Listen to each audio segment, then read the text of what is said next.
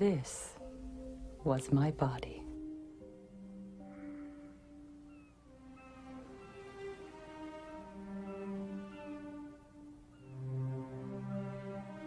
On December 27th, 1979, I lay in bed all day.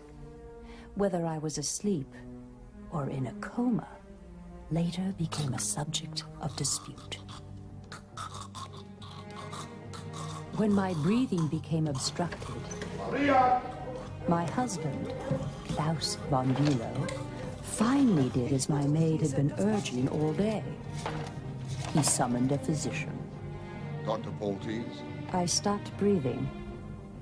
My heart stopped beating.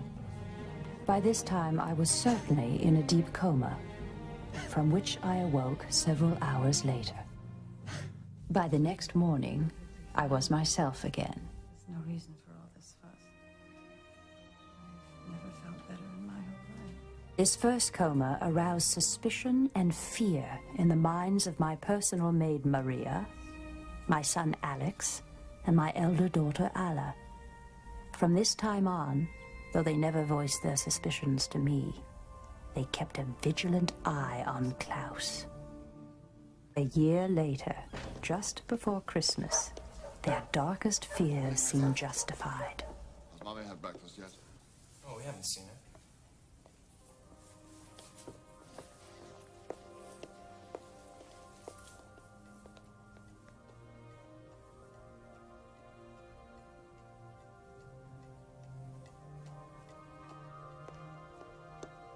My husband did not want our daughter Cosima to see what he had found, so he motioned to his stepson, Alex.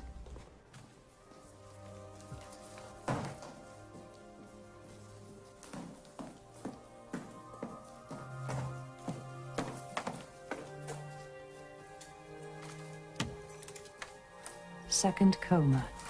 My pulse was 38. My temperature, 81.6 degrees. Call an ambulance. Nicholas, would you ask Robert to open the main gates? We're expecting an ambulance. Mrs. Von Bulow.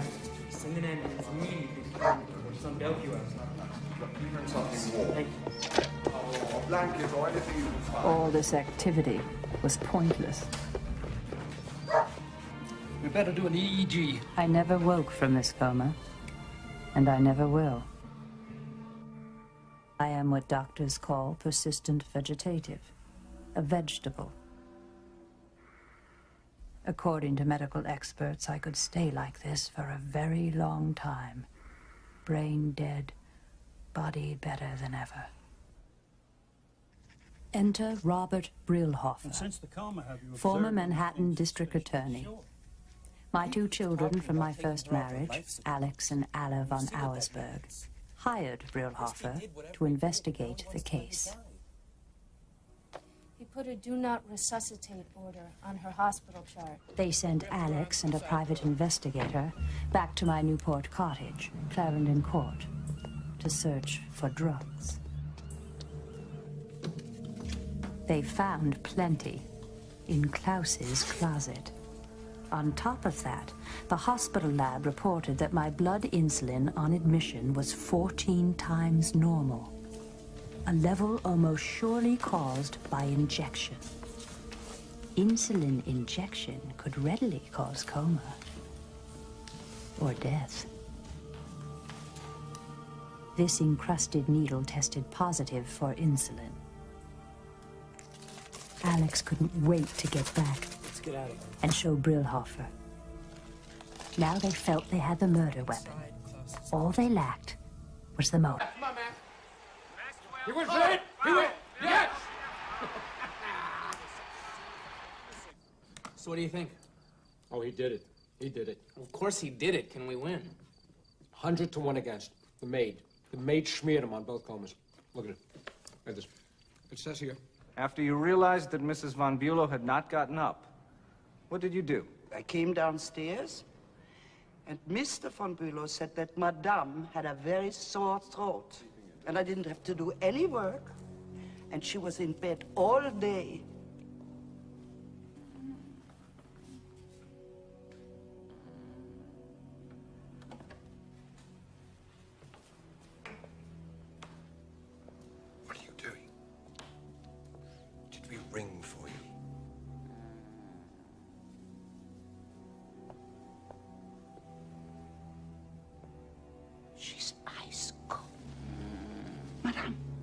Mrs. Von Bulow. Leave her alone. She's sleeping. She was drinking last night. We didn't get any rest. She's not sleeping. She's unconscious. You must call a doctor. Maria. Go on.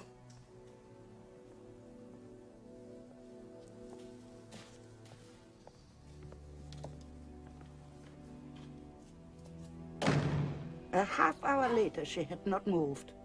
I went back and forth all morning. Strain over the last several days. Finally, mid-afternoon, Mr. Von Bulow spoke to Dr. Poltes. Last night. But he lied to Doctor. Yes, she's sleeping now, but she was up earlier this morning to the bathroom and had a soft drink, so I don't think there's any cause for alarm, But she never moved, never got up. She was lying in the same position all day. Later, her heart stops, and Dr. Poltes, he comes and saves her. After they go to the hospital, I'm changing the sheets. I find a puddle of urine. If Madame went to the bathroom, she would not have peed in her bed. Right. Why would Klaus lie about that?